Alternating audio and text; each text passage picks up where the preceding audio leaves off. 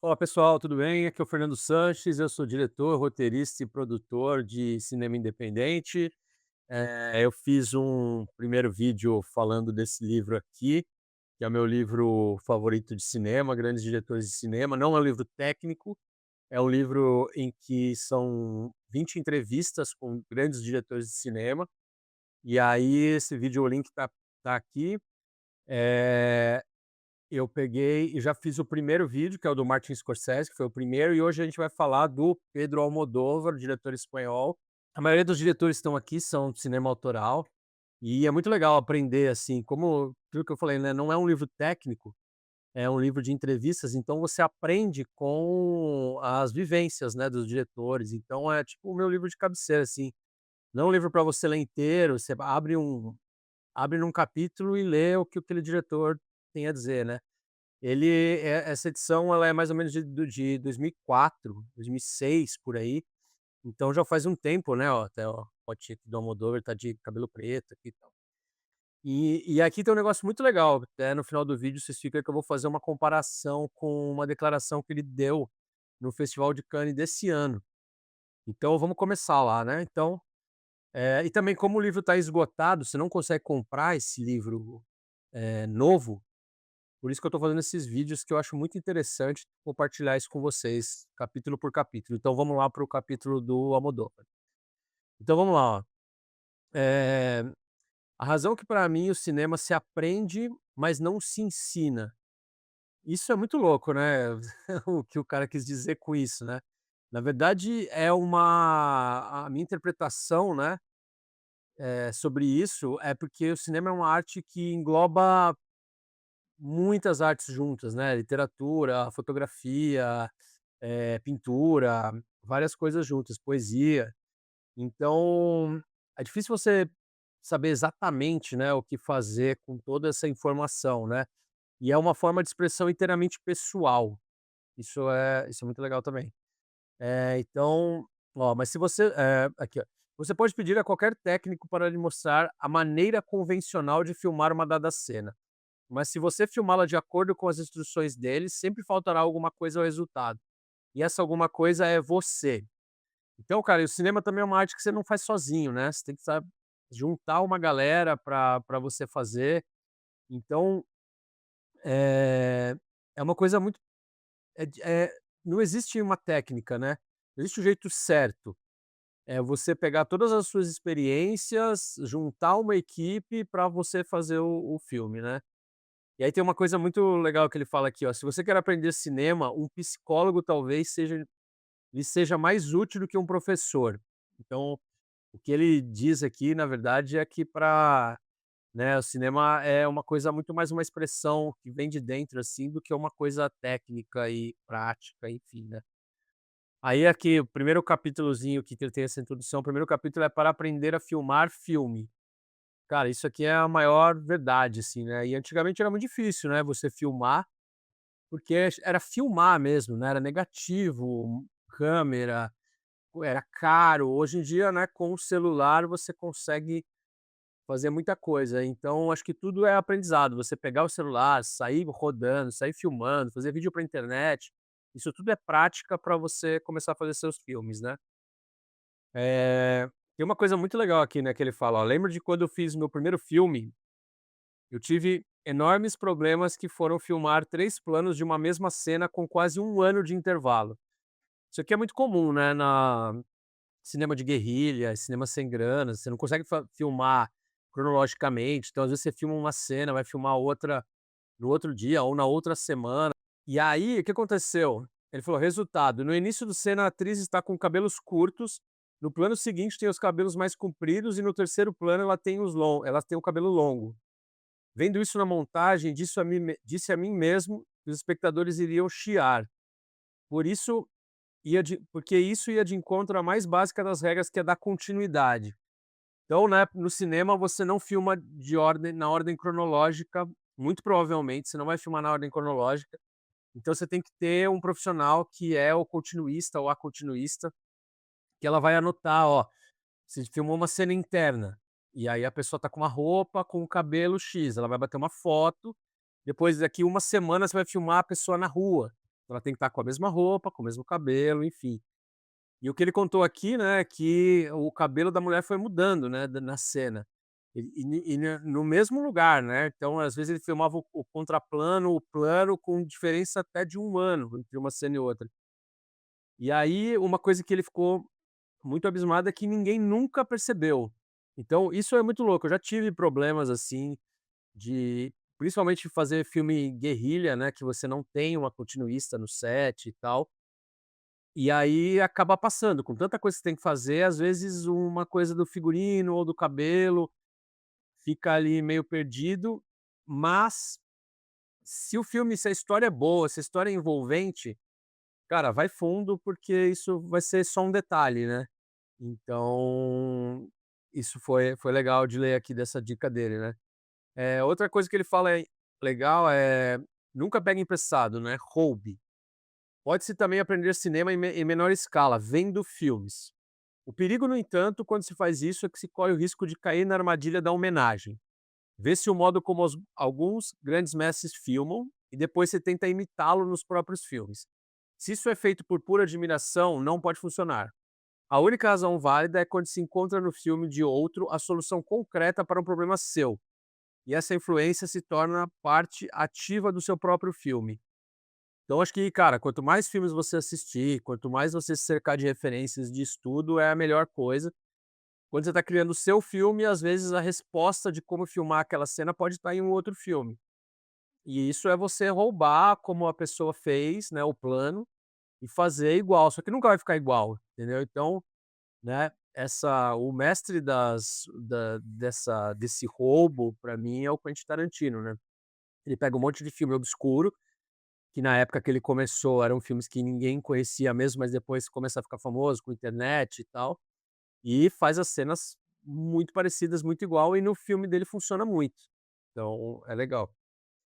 Eh, isso aqui é muito legal que ele fala, cara, que é uma coisa que eu também tento fazer, né, que é sobre a magia das filmagens, né, ó.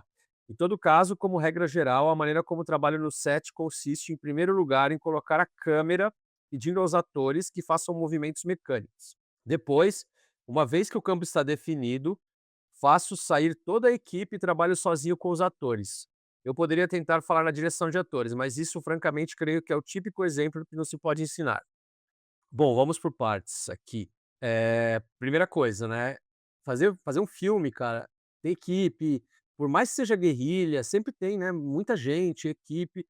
E o foco ali, cara, no final, o que vai valer são os atores, a interpretação. Então, uma coisa interessante, cara, você monta todo o seu set, a iluminação, como tem que ser, coloca os atores, enquadra. E se você tiver essa possibilidade de ter esse tempo, que pede para todo mundo sair, vai tomar um café, a galera, e você fica só com os atores, né, o diretor só com os atores experimentando coisas, achando o tom, faz uns ensaios ali 1, 2, 3 vezes antes de começar a rodar. E aí você chama todo mundo e quando já tá tudo mais ajeitado com os atores, você realmente roda, né. E aí uma coisa que ele fala, que isso, você vai sentir na hora de editar o seu filme, né. Muitas vezes você vai rodar ali rapidamente, o ator vai fazer 1, 2, 3, 4 takes e ok. Aí você chega lá na hora de editar e você percebe que, cara, não foi o tom que você queria, ficou uma coisa meio diferente, você precisava ter mais takes diferentes. Então, essa dicas é difícil de cumprir. Geralmente, se você está fazendo um filme guerrilha, um filme sem grana, você não vai ter tanto tempo. Mas é legal, por exemplo, os atores vão dar a interpretação deles também, fazer um pouco, né, mais dramático ou menos dramático, com mais humor.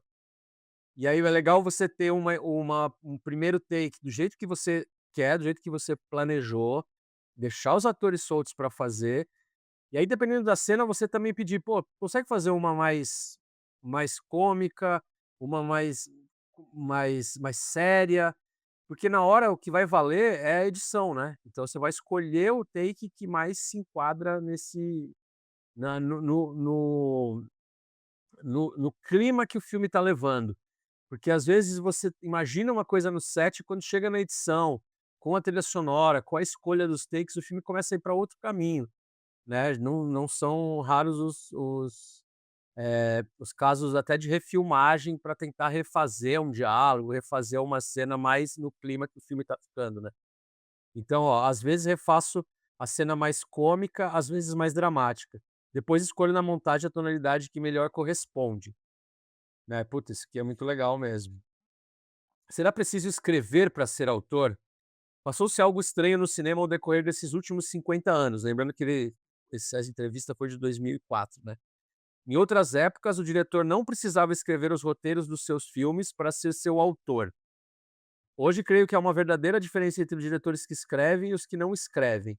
Então, hoje meio que convencionou, né, o cinema autoral é muito assim, o diretor acaba escrevendo o próprio roteiro, ou se ele não escreve, ele tem uma grande, influência ali, ou é co-escritor do roteiro e tal. Né. O problema e aí o que que por que que ele fala sobre isso, né, porque ele fala aqui, ó: "O problema hoje é que os roteiristas parecem não ter mais essa coragem e acabam escrevendo com a intenção de agradar os estúdios e os produtores. E depois quando chega nas mãos do diretor, o texto já foi remanejado por uma dezenas de intermediários que quiseram todos dar a sua opinião e nada de original pode sair desse processo. Para evitar isso, a maioria dos diretores preferem escrever o roteiro.